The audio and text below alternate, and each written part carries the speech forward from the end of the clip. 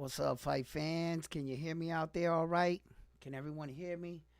I just got to know.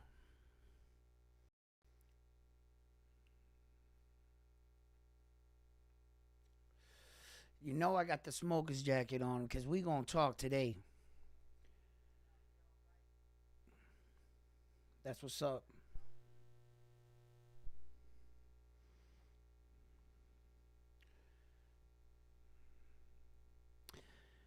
All right, so let's get this show started.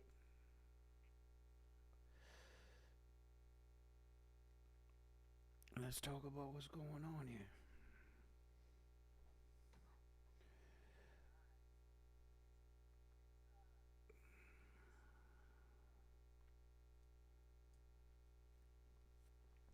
Well, 2024 is kicking off a big year, and there's a lot of boxing ahead of us.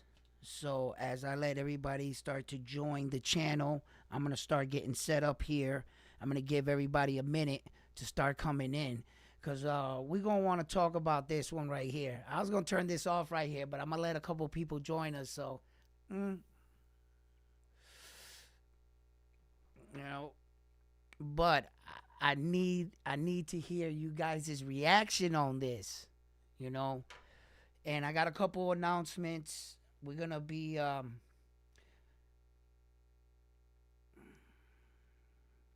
get this set up here. Okay. All right, listen. First of all, kicking off the show, right? I want to talk about this Shakur Stevenson little announcement about him wanting to retire, going all over social media, saying that his, like his heart's not in it, whatever excuse he's getting, right? Okay, first of all, what's going on behind the scenes and what's being pushed out by Top Rank? There was an article put out by Top Rank. I can read you the article, right? It was they were announcing Emmanuel Navarrete will not be fighting Shakur Stevenson, right?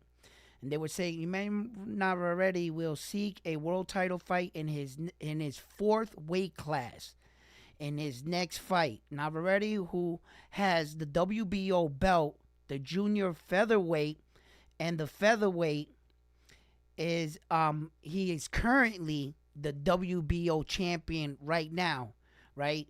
So he's moving up. So you see, there's where I found out what's going on right there. It's, just read between the lines, guys, right? Okay. Shakur Stevenson was promised a fight with Emmanuel Navarrete. Now, as you know, Shakur Stevenson is now the new owner of the WBC title at 135 pounds, right? Okay. That being said, right, Emmanuel Navarrete is the WBO champion, okay? He goes and puts in to want to move up. So from 130 to 135, he's moving up, right? Which deems him the WBO champion. But what happens? The WBO is vacant. It doesn't have a champion. So it's not like, since it's vacant, he kind of gets to pick who he wants to fight. And he wanted Shakur Stevenson. Apparently, Navarrete, I guess maybe his management or whoever said, maybe that might not be the fight to take. And just don't give him this fight because, remind you, this would be a unification fight for Shakur Stevenson at 135 because he currently holds the WBC, so he would be fighting for the vacant WBO, right? Okay.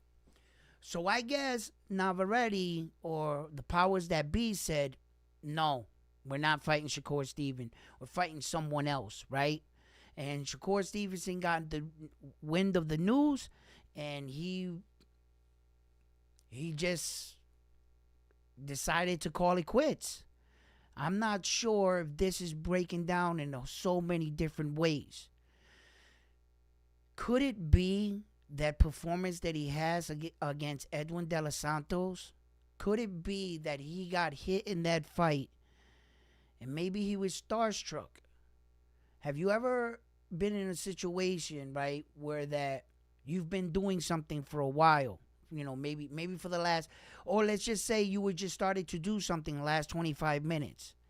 And while you realize what you're doing, it dawns on you what exactly you're doing and you get scared. He could have been boxing all this time. And on that night, he could have been like, holy shit, I'm boxing, something like that. I'm not sure, but for a man to win a belt, there's always fighters or fights in boxing that get called or pulled. Your opponent doesn't make weight. This shit comes with the sport. So by Navarrete pulling out and him not getting an opportunity or a crack at that belt, and then Loma and George Camboza is fighting for the other vacant belt, I mean, is that enough to push a man out of the profession? You're at the top of your sport. Is that enough for you to be like, well, I call it quits? I'm not sure. I'm not sure at all. But what I do know is that Shakur Stevenson, he'll be back. It reminds me a little bit about Teofimo Lopez, but Teofimo Lopez and Shakur Stevenson are not the same person. And I'm not going to even categorize them with that. But as you can see, that athletes sometimes go through these periods inside of their career where they start to question everything. Perhaps he might have to do a little soul searching and then come back to the sport.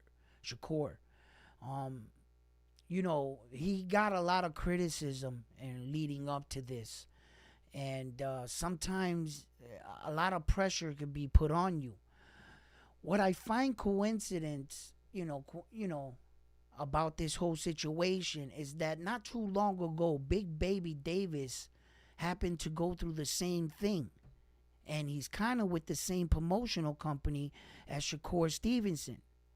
He's promoted by Prince. And all of a sudden, Big Baby starts announcing he doesn't want to do this anymore. And that he, for whatever reason, he wants out. Not so, and then Shakur Stevenson was like, came to bat for him, was like, don't worry, my stay, he'll be all right or whatever. And then not too long ago after that, now Shakur Stevenson is announcing he wants to retire from the same promotional. I don't know what's going on there, but I think that Shakur Stevenson is just in one of those situations where that maybe he just needs to take a step away from the sport, reanalyze everything, and then come back to the sport. That's what I believe Shakur Stevenson will do.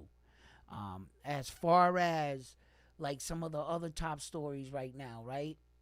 Okay, Ryan Garcia is all over social media saying that a fight in the near future with the Japanese superstar Naoya Inoue at 140 pounds would be like a mega superstar fight, right? And I'm like, come on, Ryan. Come on, man. Don't do this now, Ryan. Like, you was doing so good, Ryan. You were staying focused a little bit in your lane. Like, and then, all of a sudden, just to attach your name to a great one, just to keep yourself like irrelevant, just to put your name in the same category as that kind of man, you're going to go ahead and say, entertain. Listen, the man's fighting at 122. Do you like it? It wouldn't even be. It's not. Look, most spectators and most boxing analysts, from where he's coming from, we're saying that 130 pounds would be big for the Japanese superstar. Just because it flows freely off the tongue of Ryan Garcia doesn't make this so. And now he just wants you talking with him and the Japanese superstar. They shouldn't even be talked about in the same sentence. Ryan knows that. He knows exactly what he's doing here. There is no way that the Japanese superstar would even, not listen. He's at, like I said, he's 20 pounds. If you want to get technical, 18 pounds below fucking Ryan. Okay? Like I said, this is just mere clout chasing. He's just attached his name because the Japanese superstar is the man that a lot of people are talking about right now. For God's sake, they're even throwing his name around with the great Terrence Crawford. And I know myself that fight would never be, a reality, but, people like to play Fantasy Island and daydream. What's up, brother? What up? All right. How you doing? You always in here, baby? What's that, Zay?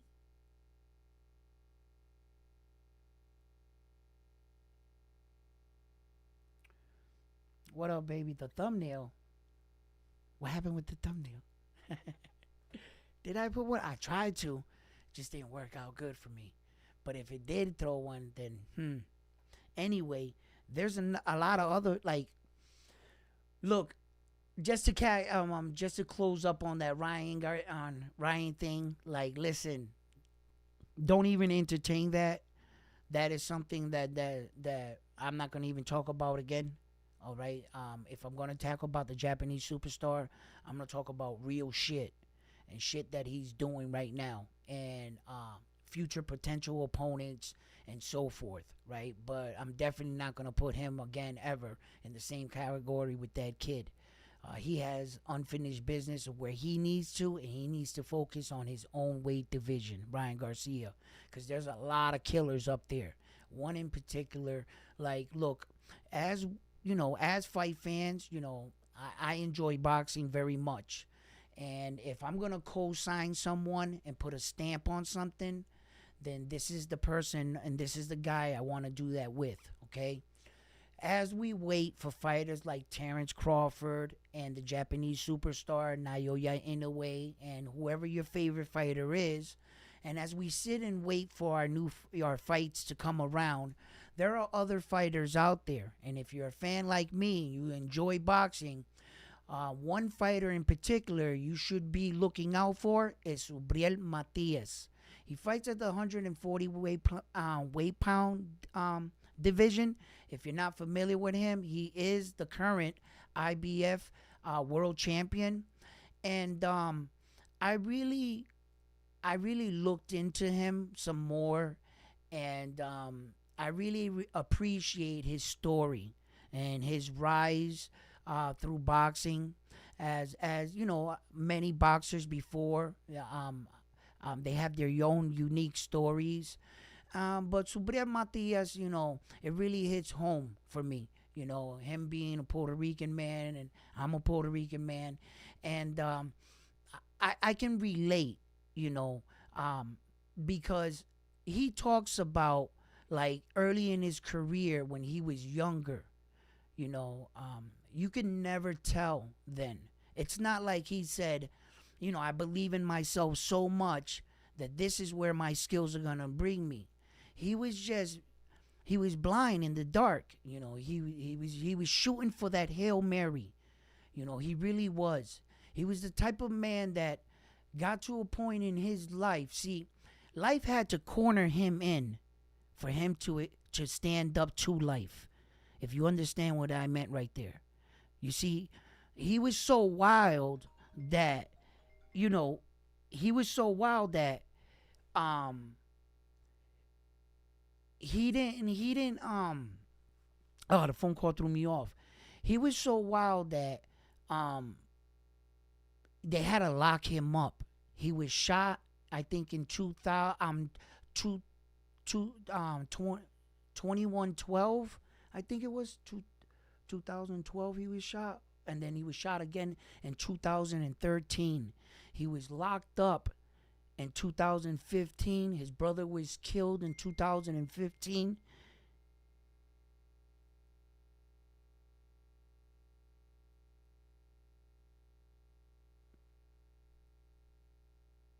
title.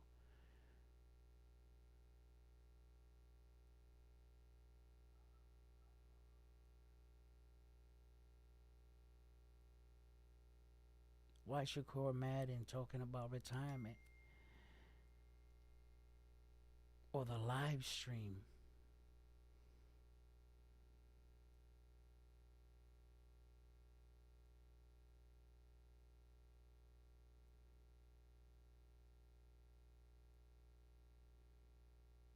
Yeah, he is. Ryan's always cloud chasing.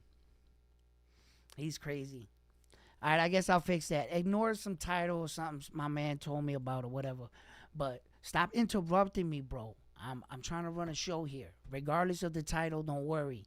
They didn't come here because of a name or an error in the name. They came to see me talk about boxing. Relax. Shit. Yeah, right? You know it. You know it.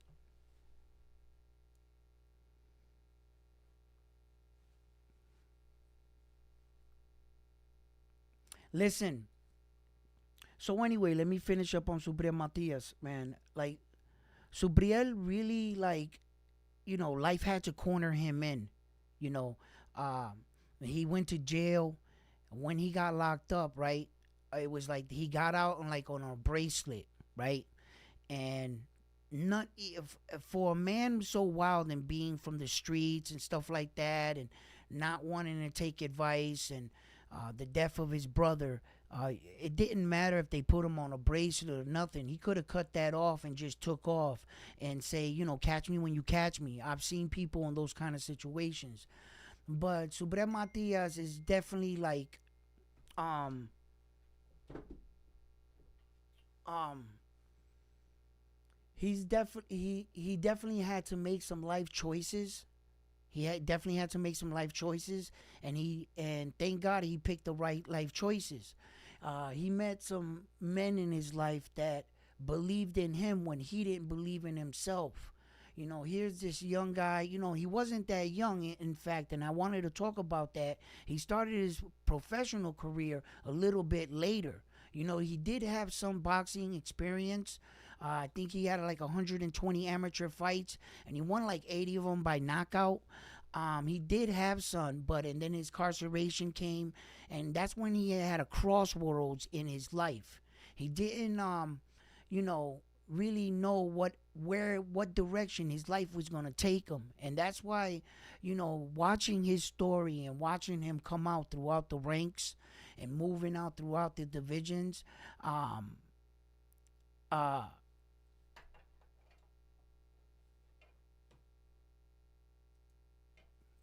watching him move out throughout the divisions, um, yeah, he has impressed me, because he's the type of guy that quickly, when I was watching his earlier fights, he had this style and aggression, in the fight, right? He had this style, right? But you can tell he was learning on the job, right? And he was green, right? He wasn't as fluent in boxing as a lot of other guys were, right?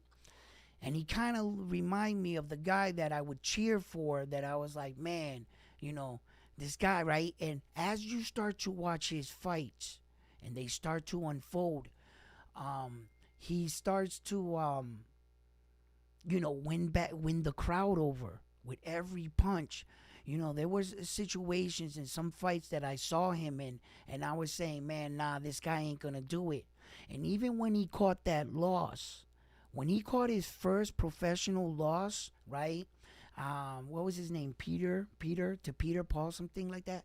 He caught his first loss to that man, and quickly you can see it in a lot of the articles.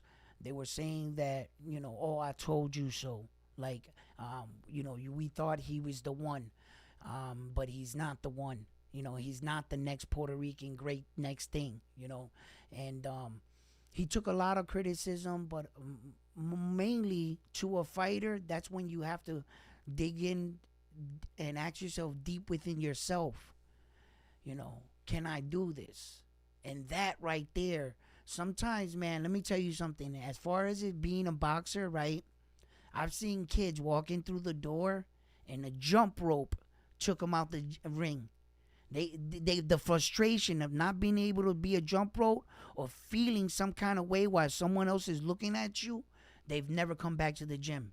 I've seen speed bags take people out of the gym. The frustration of not being able to hit the speed bag, they'll never come back. So him being that in there at that point in his life, you know, and all the pressures that come with boxing, right? You know, you took your first loss. You know that for whatever reason, you're better than that. And you just want to prove it to the people, right? So he comes back and he beats the next guy and he beats the next guy until he gets the opportunity to beat the guy that he lost to. And it was real impressive, man, to see him beat him, right? Man, I should just grab these guys. If I didn't have to kick that phone underneath the thing, I would have all the guys that Subriel Matias fought you, right? But since dude kept bothering me so much about a name that I didn't even care if it was backwards or not, it didn't really matter. Now all my information in my boxing is underneath my table and I can't even grab it. Anyway, listen, it was really impressive to see him come back like that, and it was great. It was great. And Subriel Matias, man, unfortunately, he fought that fight against Mad Max Dervichik. And that goes to show you how much these two men came into this fight wanting it and who wanted it more. You got to remember that Mad Max Dervichik was undefeated coming into that fight against Subriel Matias. He was undefeated. And just like Subriel Matias didn't want to lose himself, you know, no one wants to lose. And that little thing that Floyd Mayweather did into boxing, you know, put that thing, you know, you got to retire, which, you know, undefeated. That affects a lot of boxers coming up now. You know, if I go to a gym, that's what a lot of boxers talk about. And I feel like Floyd Mayweather, you know, for as much as he helped boxing, he fucked boxing up. Because now a lot of fighters are reluctant to put their O on the line because they always want to stay undefeated because it's the thing to do. You know what I mean? And Max gave his life in the pursuit of just wanting to win that fight against Subriel Matias. They have audio footage and audio of his corner begging him to allow him to stop the fight. I'm not sure, even if he would have stopped the fight at that time, they would have saved his life. What was keeping that man alive was the will to stay in the fight. The minute he knew the fight was over, he kind of turned off. And I believe the effects of that fight might have weighed on him. You know, we'll never know, so I'm not going to speak on that. But I know he had already crossed the line of no return in that fight. Mad Max had decided in that fight, you're going to have to kill me. And let me talk about an interesting point in fighting that is real eerie to talk about. And I don't think Subriel Matias should ever come out and talk about it. But I'm going to talk about it, right? There was a point in my life that I felt so strong. And I was in so many fights that I said to myself, one of these days, I'm going to kill one of these dudes in this ring. Or like just fighting. Because it was the beast that you train inside of you.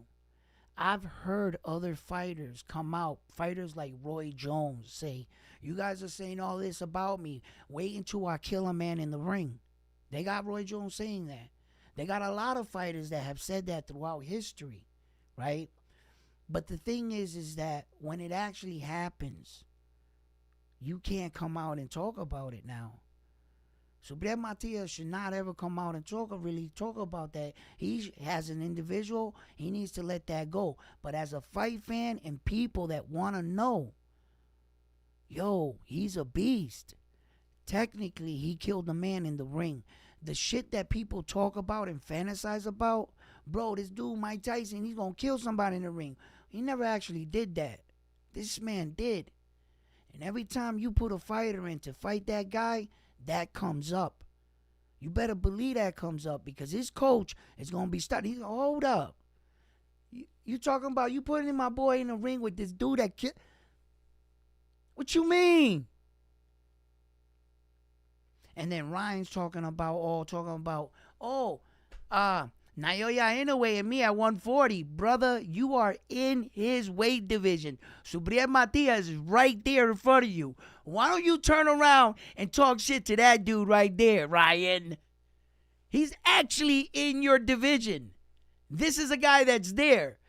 These boys don't want to fight that man. And this is a man that if, you want to watch some fighters and interesting fighters, let me tell you something right now, right? The argument stands, right, in many fighting circles, and when I say this, with all due respect, whoever your fighter is, he is yours, mine is mine. I'm not trying to convince you or sell you on anything. I'm just asking you to think about yours and hear me out on this, right? Okay. This is what I'm saying. When it comes to fighters, the reason what makes Manny Pacquiao one of the greatest fighters of all times was his fighting style, in my opinion. He's a fan-pleasing fighter. He's an exciting fighter. He's that kind of fighter that brings you blood. Yo, cuts, bleeding, the little guy that could. Bro, he gets you out of your seat cheering for him. And he's just that little guy that just keeps coming. And you see him wobbled and hurt. And he's blocking. And he's more blood. Come on. And he goes down and he gets up and he's like, let's get it, baby. You know what I mean? That was Manny Pacquiao. And that's why Manny Pacquiao is going to go down as one of the greatest fighters of all times. And among many, the best. And I can agree to a certain extent because you got to give fighters what they got, but you got to learn how to separate them. And there has to be a category where we judge these fighters from, unfortunately. Okay? Manny Pacquiao gets my vote for one of the most exciting fighters. Not only that, right? He has dared to be great in more weight divisions than any other fighter. Regardless of the fact if he has a world title in any 8 divisions, the question is, did he fight in 8 weight divisions? Yes or no? Yes. He's got to be one of the greatest fighters of all time. Who the hell does that? Right? Okay. So I can give him that. Now, there's another category, right? There's just the GOAT. The best to ever do it. And there's a bar that is set by men that have done it and that are undefeated. This man right here, but there's other men that did it too. Ward, Joe Gonzaga, those kind of men retired too undefeated, and they deserve to be in this kind of conversation, right? And when you look through them, who did it the best? And that's how you start to determine who's the best in that sport, right? There are very few GOATs I consider in sports, but each sport has one, right? But what I meant by few is like, at least in one sport, there's no argument who the GOAT in one sport is, or there shouldn't be any argument, right? For instance, Tom Brady is just the GOAT in the NFL. There's just no argument, right? I mean, if you were just, for God's sake, what? I mean, if you were just to look back at like some of his achievements, right? And you were to put the next person, okay, for instance, right? When you go to the Hall of Fame, you look at the wall and you look at NBA, you're going to see that it says Michael Jordan has 6 rings, but wait a minute, Kobe Bryant has 5, right? Then you're going to start looking at their stats. They're only 1 off. There's a guy that's in the ballpark, right? Okay. When you go look up Tom Brady, the first 15 awards, I would say, that mean anything, there's a lot more awards, but the top 15 awards that mean anything in NFL, which mean like, okay, it would be like The most passing yards, Tom Brady is first. The passing touchdowns in regular season, Tom Brady's first. The winning quarterback, Tom Brady's first. Winning percentage, Tom Brady's first. Winning EPR, Tom Brady's first. WPA, Tom Brady's first. Super Bowls, Tom Brady's first. To Super Bowl appearances, Tom Brady's first. Super Bowl MVPs, Tom Brady's first. Super Bowl wins, Tom Brady's first. Conference appearances, Tom Brady's first. Playoff yards, Tom Brady's first. Playoff touchdowns, Tom Brady's first. Playoff EPA, Tom Brady's first. Playoff wins, Tom Brady's. That's what I'm trying to say. It's just ridiculous. It's too far of a stretch. You see? That means that he separated himself so far that he's the undoubtable GOAT. You understand? But when it comes to an individual like boxing and stuff, I believe there's room for a lot of great champions and legends. But there is a line, and there's a standard, okay? A lot of people bring into the argument that being undefeated shouldn't mean anything. But hold up, wait a minute, I beg to differ. If being undefeated doesn't mean anything, why doesn't everybody retire undefeated? That means that's one of the hardest things to do. You have to add that into the equation. You have to accept that. By its standard, you can't just overlook or bypass that and say, because your fighter was more exciting, or your fighter was more, you loved them more, that you would have to ignore the fact that any fighter retired, retirement, right? But just retiring undefeated doesn't grant you the crown. Okay, it doesn't merit you the crown. But it is a strong argument. Yes, I understand it is. And at a certain point, how do you build the GOAT in boxing? Where would the standards be? Where would be the guideline? Will undefeated have to be in there? Could it be in there?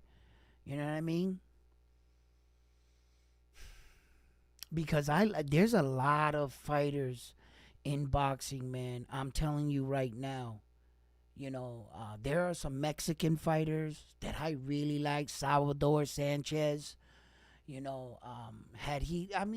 Listen, there's just so many great fighters, and it's really hard to just, among the fighters, say, this guy, there hasn't been one man yet to put him as the GOAT.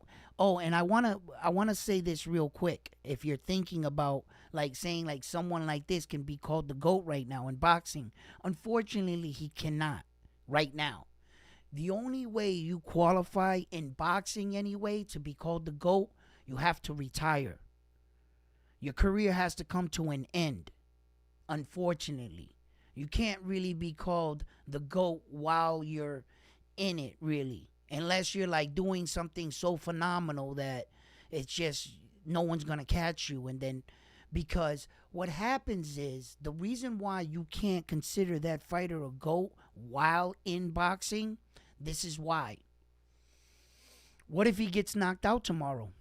And then he gets knocked out again. And then he gets knocked out again. And then he gets knocked out again. And he retires ugly. In fact, his next 10 fights, he gets knocked out. Would you consider that guy the GOAT? Right? It's not how you start your career. It's not how, even in the middle, when you're at the height of your career, that wait a minute.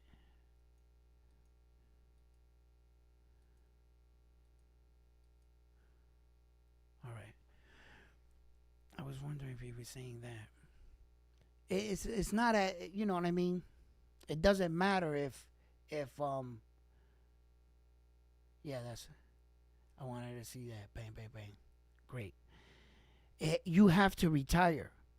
In boxing, unfortunately, that's how it works. Once you retire, that's when you can be given the title the GOAT. Once this man retires with all his accolades, I believe he might surpass this gentleman right here for the GOAT status. That's what'll happen.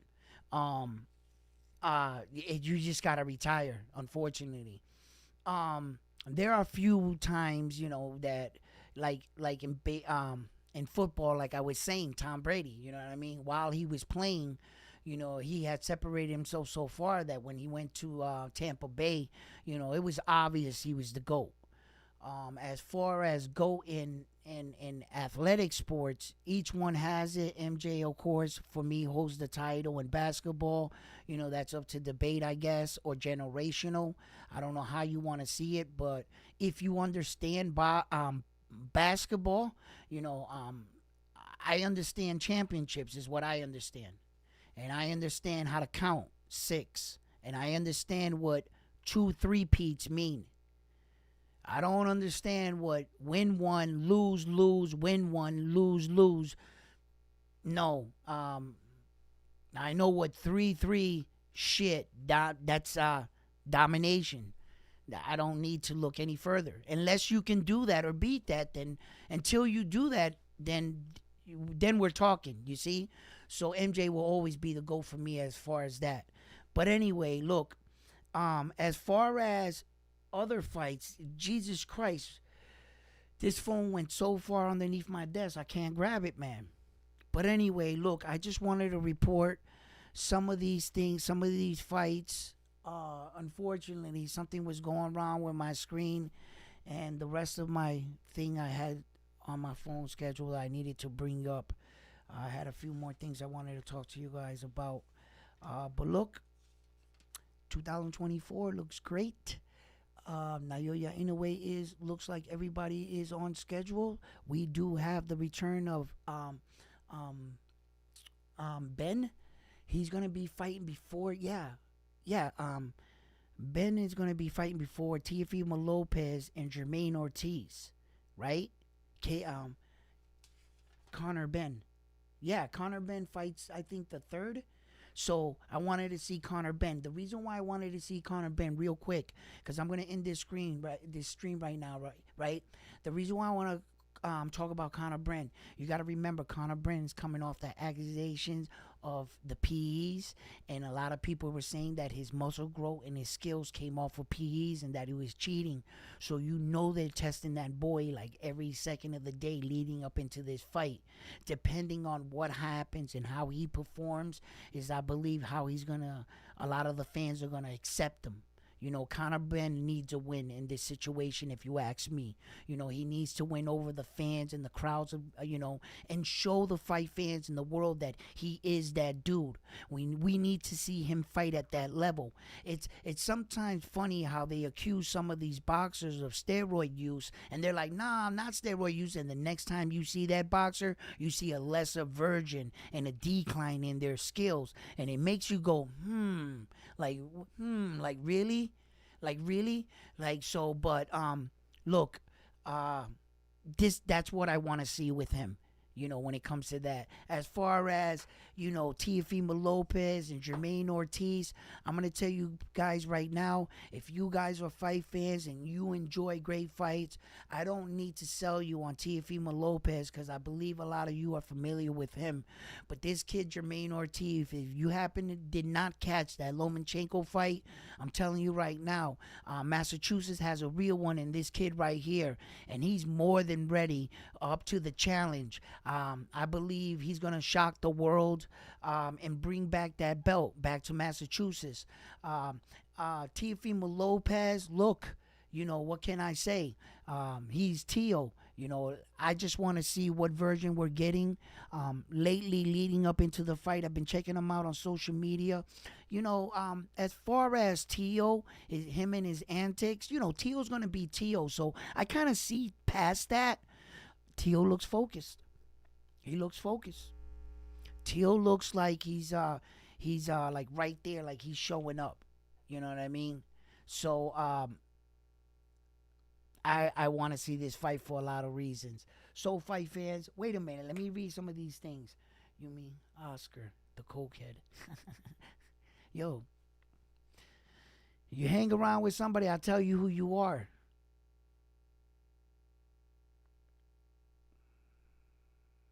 Hell no, you know that shit would never happen. That motherfucker's clout chasing, just putting his name against a real one. Just attaching. Ryan Garcia is just attaching his name to a real one. That's it. Because the Japanese superstar is the next hot thing. And he's a real two-division world champion. As you can see, when Terrence Crawford was going through his thing where he was winning the belts, what happened? Ryan Garcia said, oh, I want to fight Terrence Crawford all of a sudden. All of a sudden he wanted to fight, but did that fight ever happen? No. But as long as he had his name attached to a real one like Terrence Crawford, it got you talking. And that tries to build Ryan's fights up. Yo, Ryan, my man, why don't you build your fights up with these right here? Why don't you build your fans with these? Go in there and drop some dudes, and you ain't got to run this, and you ain't got to sell it. Because this right here is what's going to sell your fight. Fighters like Tank Davis, Terrence Crawford have proven that. You know what I mean? So, I don't think anyone could understand why Ryan said Naoya. Honestly, I don't think Ryan makes his weight. Yeah, we all know this. That's called clout chasing. He's attaching himself to this guy just for that. You know what I mean? Yo, he is such a clout chaser. Look, that's all we're waiting for. We're basically waiting for 126. I'm waiting for this Japanese superstar to step into 126. Not even 130, just 126. And the reason why I'm waiting for him just to step into 126, because that officially makes his fifth weight division. And once he steps into his fifth weight division, he ties with this man right here. He may not be in pace to breaking the undefeated 50 record, but that's just a personal record. Being 50, the number doesn't matter. What number you retire. Just because, what you're going to raise your hand, oh, I got more. No, okay, congratulations. But who achieved more within either a shorter time or a longer time? It goes to what did you accomplish? That's what we want to talk about. Now, how many fights you have. You could have 49 undefeated fights and only one title fight. Jax, please. And only don't. All right. I guess the fam came home, and I'm gonna have to jump into my dad mode now. But you can have 49 fights and then win one title fight, right? And not accomplish anything, only have one belt. So it really depends on just what you did in your career and throughout your career. Understand? So that's when everything gets tallied up. But I keep expressing this always. It's when the Japanese superstar retires. Okay? And how he retires. Does he retire good? Does he retire like a great champion? Or does he retire like one of those champions like Bernal Harpington, where he's getting knocked out of the ring at 50 years old or whatever age he was, 49 or whatever. You know what I mean? I would not like to want to see that. And I always talk about this, and I always will continue. I don't like how Roy Jones finished his career. He was a much better champion than that. He should have got a lot better praises. But those knockouts and those losses he suffered at the tail end of his career, they count. They count. People don't like to talk about them, but guess what? They count. And that affects the legend. Yes, it does. This man understood that. He understood that. He understood he was going to get out, and he was going to be the one laughing in the end, because he's like, I did it. 5 weight divisions, 5 belts, 50 fights, undefeated. Don't pay attention to the amount of fights, because that doesn't matter. The fact that he did it, that he retired undefeated. A lot of people are going to criticize Ward for retiring early. Really, but he retired undefeated. You see, okay, he has that. But did Ward do enough to be talked about as the GOAT? And that's where that comes into factor. Did Joe Gonzaga do enough to be talked about as the GOAT? Do you believe, and then you start to break it down.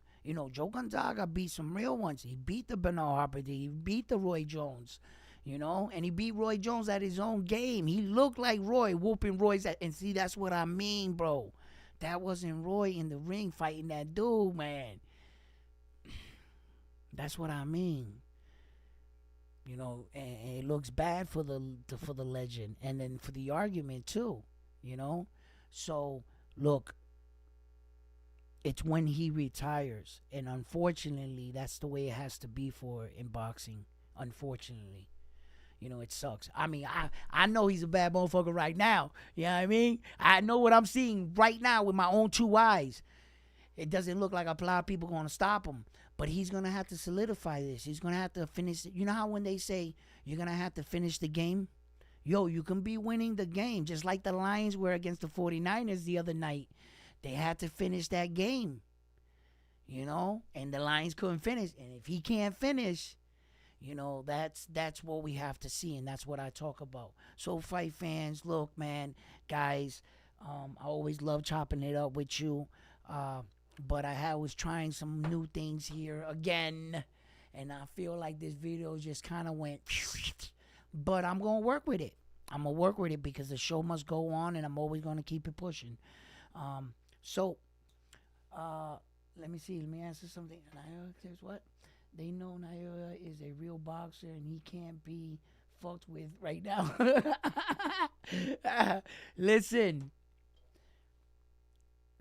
Look, this is the beautiful thing about boxing, is whether or not you want to give a man or a woman the respect or the just dues, or to say that they're the best, whether or not, if you want to or not, soon they can make you. They can make you recognize soon. The minute Naoya Inoue enters the 126, he will come into his 5th weight division. That's when history books will start, names are going to start to be moved around. Real shit's going to start to happen at that point. Not only are we talking his 5th weight division, but now this could be a possible weight division where he can unify an additional 4 belts. That would be the 3rd weight division in all 4 belts. Could he be that guy? Is he that guy? And who can stop him? It's only up to him to pull it off and someone to come to try to defeat him. But that's when shit really gets interesting, my man. The minute he steps into 126, that's when shit's going to get real. In so many different ways. Because that's the 5th weight division. He ties him, and he's on pursuit of unifying all 4 belts in that weight division. The minute he gets out of this fight with Luis Nares, which I understand what he's trying to do, he wants to also, get a title defense on the 4 belts. And who else but Japan's villain, the villain they at least made him out to be. Because all he basically did was win a fight. But I'm not going to condone the PE use, and because of that, he is a cheater. I'm sorry. He cheated. I understand what the PE was over. It was for weight loss. But if you couldn't take the fight, and that's the thing that, that's another angle we go down, because these are the things these fighters do, just not to give up the opportunity to let that kind of fight slip by them. What are you willing to do? And that's what he was willing to do. He got caught. This is what comes with it. He knew it. He knew it. He knew it when he took that shit. He knew it when he got involved in that fight. And now they made him to be the villain. And now they're paying to have him executed in Japan on live TV. And from what I'm hearing, they're paying him well and hefty. And he's going to, yo, Edwin, when I first came in,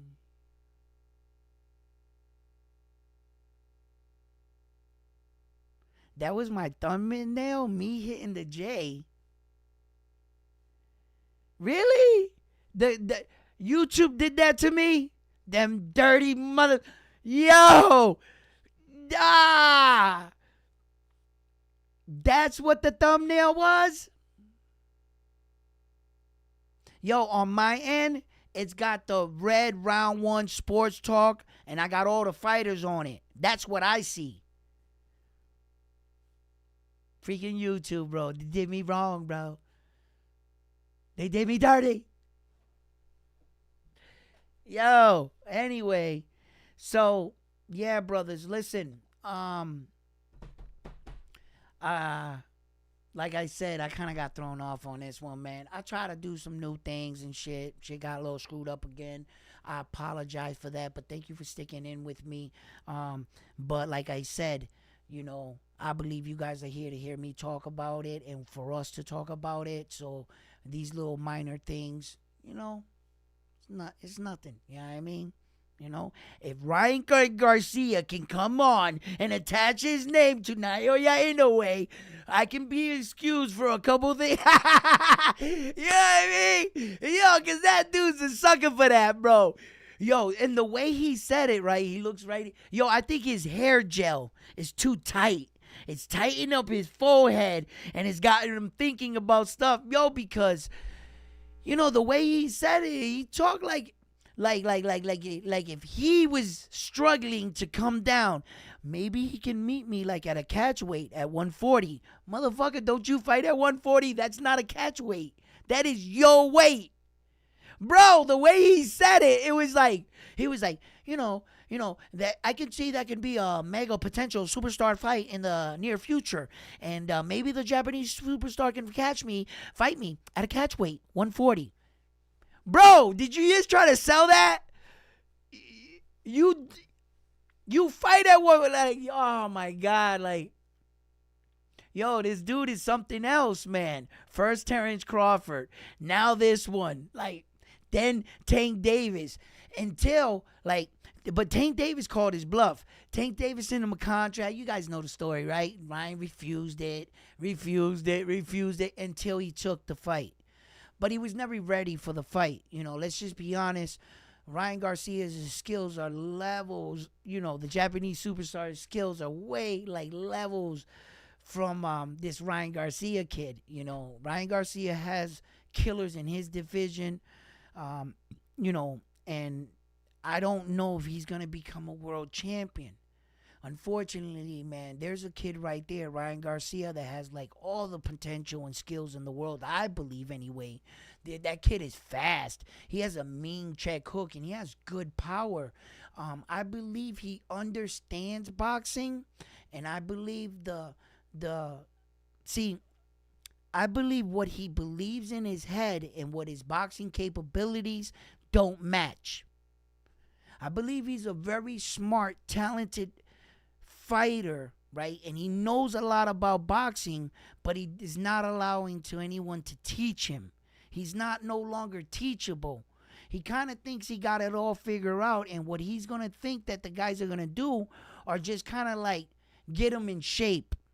He's going to learn a little jab movement from them.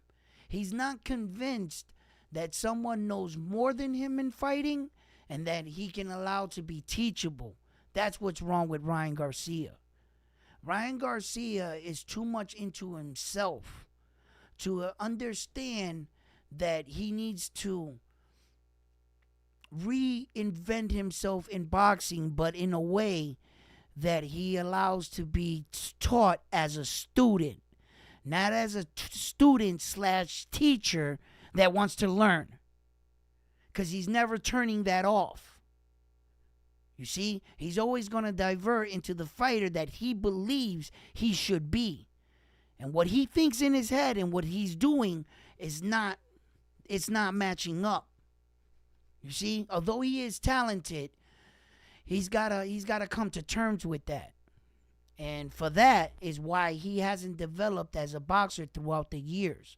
Meaning, since the time I've seen him and Devin Haney come up, I've seen Devin Haney leaps and bounds become a way better boxer.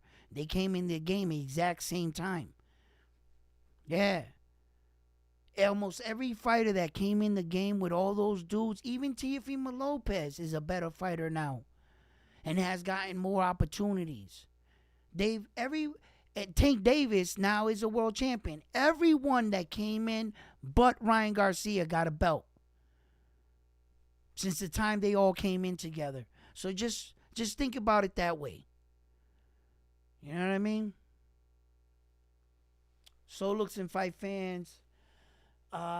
Listen, I'm gonna cut this one short. I'm gonna go down and eat, and I'm gonna go finish smoking that. And that's fucked up that YouTube did me like that. You know what I mean? But yo, fight fans, let me know what you guys think. I'm gonna make another video.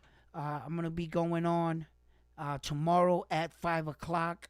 So if you're around, make sure you tune in tomorrow at 5 o'clock, and I will be going on. All right, fight fans, love you guys, and I'm on to the next one after this one. Peace, fellas.